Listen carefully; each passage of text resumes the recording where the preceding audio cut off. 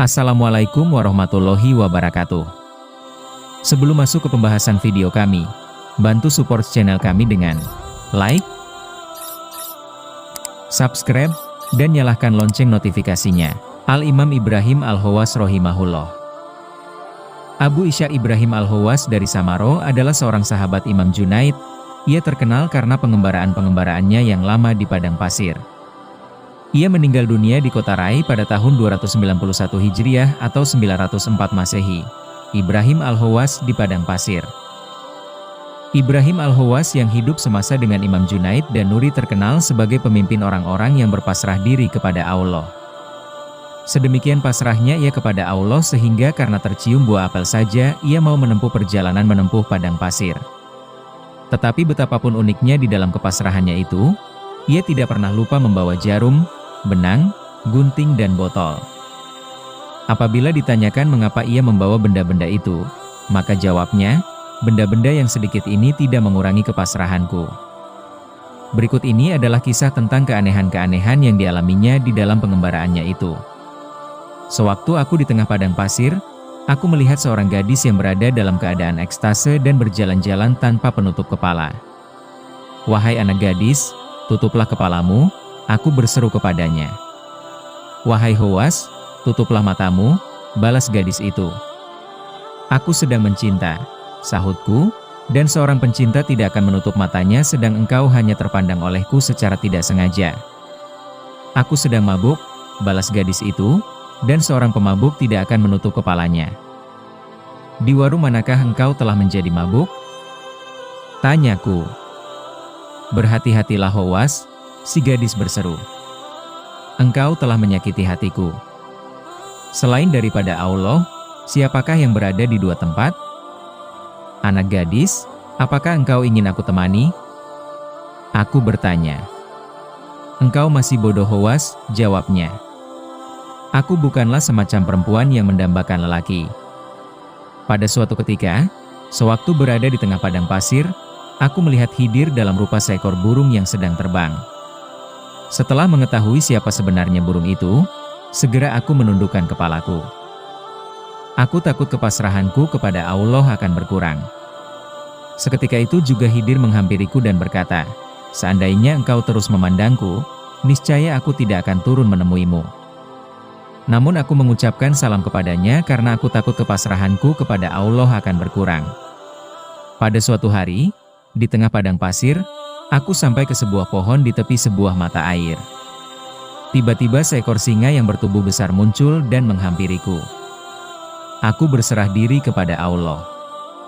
Setelah dekat barulah aku tahu bahwa singa itu berjalan terpincang-pincang. Binatang itu merebahkan dirinya di hadapanku dan mengerang kesakitan. Setelah kuamati, ternyata kakinya bengkak dan bernanah. Kuambil sepotong kayu dan kutoreh bengkak di kakinya itu sehingga semua nanah di dalamnya keluar. Kemudian dengan secari kain, kaki singa itu kubalut. Singa itu bangkit dan pergi meninggalkan tempat itu. Tetapi tidak berapa lama kemudian, singa itu datang lagi bersama anak-anaknya yang masih kecil. Sambil mengibas-ibaskan ekor, mereka mengelilingiku. Mereka membawa sepotong roti yang kemudian mereka taruh di hadapanku. Pada suatu ketika aku tersesat di padang pasir, untuk beberapa lama aku berjalan ke satu arah yang tetap tetapi aku tidak menemukan jalan. Berhari-hari lamanya aku kehilangan arah seperti itu sehingga pada akhirnya aku mendengar suara kokok ayam. Aku kegirangan dan berjalan ke arah datangnya suara kokok ayam tersebut. Tetapi yang kujumpai adalah seseorang yang segera menyerang dan memukul tengkuku. Pukulan itu sangat menyakitkan. Ya Allah, aku berseru. Beginikah perlakuan mereka terhadap seseorang yang memasrahkan diri kepadamu? Maka terdengarlah olehku sebuah suara yang ditujukan kepadaku, selama engkau percaya kepadaku, selama itu pula engkau mulia menurut pandanganku. Tetapi karena engkau telah mempercayai kokok seekor ayam, maka terimalah olehmu pukulan itu sebagai hukumanmu. Badanku masih terasa perih tetapi aku tetap melanjutkan perjalanan. Khawas. Terdengar seruan. Pukulan orang-orang itu telah mencederai dirimu, tetapi lihatlah apa yang di hadapanmu itu. Aku mengangkat kepala dan terlihat di depanku kepala orang yang memukulku tadi. Aku telah bersumpah akan mengembara di padang pasir tanpa perbekalan, makanan, binatang tunggangan. Begitu aku memasuki padang pasir, seorang pemuda mengejarku dan mengucapkan salam. "Assalamualaikum Syekh," katanya. Aku berhenti dan kujawab salamnya. Kemudian tahulah aku bahwa dia beragama Nasrani. "Bolehkah aku berjalan bersamamu?" Si pemuda bertanya. "Tempat yang kutuju terlarang untukmu, maka apakah gunanya bagimu untuk berjalan bersamaku?" jawabku. "Tidak mengapa," jawabnya. "Mungkin sekali dengan berjalan bersamamu akan membawa keberkahan." Setelah seminggu berjalan, pada hari yang ke-8 si pemuda berkata kepadaku, "Wahai pertapa budiman dari kaum Hanafiyah, beranikah dirimu untuk meminta sekedar makanan dari Tuhanmu karena aku merasa lapar?" "Ya Tuhanku," aku berdoa. "Demi Muhammad Shallallahu Alaihi Wasallam, janganlah engkau membuatku malu di depan orang asing ini, tetapi turunkanlah sesuatu dengan keajaiban." Sesaat itu juga terlihatlah olehku sebuah nampan yang penuh dengan roti, ikan panggang, kurma dan sekendi air. Maka duduklah kami untuk menyantap hidangan itu. Kemudian kami meneruskan perjalanan hingga genap 1 minggu pula. Pada hari yang ke-8 aku berkata kepada teman seperjalananku itu, "Wahai Rohib, tunjukkanlah kebolehanmu karena aku telah merasa lapar." Sambil bersandar pada tongkatnya, si pemuda berdoa dengan bibir komat kamit. Sesaat itu juga terciptalah 2 buah meja yang masing-masing penuh dengan halwa, ikan, kurma dan sekendi air. Aku terheran-heran. "Makanlah wahai pertapa." Si pemuda Nasrani berkata kepadaku. Aku sangat malu menyantap hidangan itu. "Makanlah," si pemuda mendesak. "Sesudah itu akan kusampaikan kepadamu beberapa buah kabar gembira." "Aku tidak mau makan sebelum engkau menyampaikan kabar gembira itu," jawabku. "Yang pertama adalah bahwa aku akan melepaskan sabukku ini," katanya. Setelah berkata demikian, dilepaskannya sabuk yang sedang dikenakannya. Kemudian dia melanjutkan kata-katanya, "Aku bersaksi tiada Tuhan kecuali Allah, dan aku bersaksi bahwa Muhammad adalah Rasul Allah."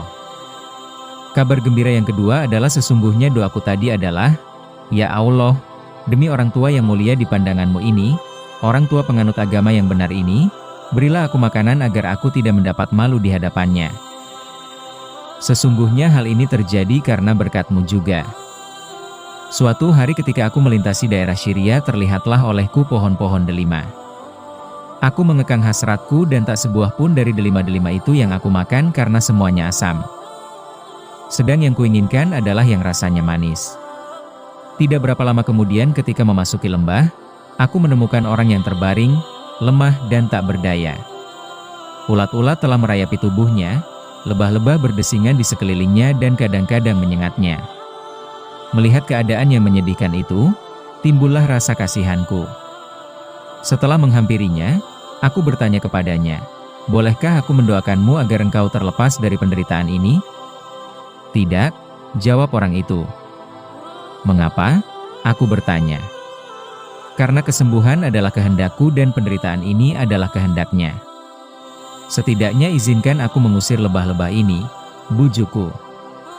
"Howas," ia menjawab, "usirlah hasratmu terhadap buah-buah delima yang rasanya manis itu. Apakah perlunya engkau mengganggu diriku? Berdoalah untuk kesembuhan hatimu sendiri. Apakah perlunya engkau mendoakan kesembuhan jasmaniku? Bagaimanakah engkau tahu bahwa aku bernama Howas? Barang siapa mengenal Allah, maka tidak sesuatu pun yang tersembunyi daripadanya," ia menjawab. "Bagaimanakah perasaanmu terhadap lebah-lebah ini?" Aku bertanya pula. "Selama lebah-lebah itu menyengat tubuhku dan ulat-ulat ini menggerogoti tubuhku, aku merasa bahagia," jawabnya. "Pernah aku dengar bahwa di Bizantium ada seorang rohib yang telah 70 tahun lamanya berdiam di sebuah biara dalam keadaan membuang. Sungguh mengagumkan," aku berseru. 40 tahun adalah kualifikasi untuk menjadi seorang rohib. Maka berangkatlah aku untuk mengunjungi si rohib. Ketika aku telah dekat ke biara itu, si rohib membuka sebuah pintu kecil. Begitu melihat kedatanganku ia berseru, "Ibrahim, mengapakah engkau kemari?" Aku tidak berada di sini sebagai pertapa yang membuang seumur hidup. Aku mempunyai seekor anjing yang suka menggigit orang. Kini aku sedang mengawasi anjingku itu dan mencegahnya jika hendak menyerang manusia. Jadi aku ini bukanlah seperti yang engkau persangkakan." Mendengar jawaban itu aku pun berseru, "Ya Allah, sesungguhnya engkau bisa membimbing hamba-Mu apabila ia tersesat." "Ibrahim," rohib itu menegurku, "sampai kapankah engkau hendak mencari-cari manusia? Carilah dirimu sendiri dan setelah engkau temukan, berjaga-jagalah karena setiap hari hasrat yang menyimpang mengenakan 360 pakaian kemuliaan ilahi untuk menyesatkan manusia." Wallahu alam. Sumber: Kitab Tazkiratul Aulia, Al-Imam Fariduddin Attar Rohimahullah. Wassalamualaikum warahmatullahi wabarakatuh.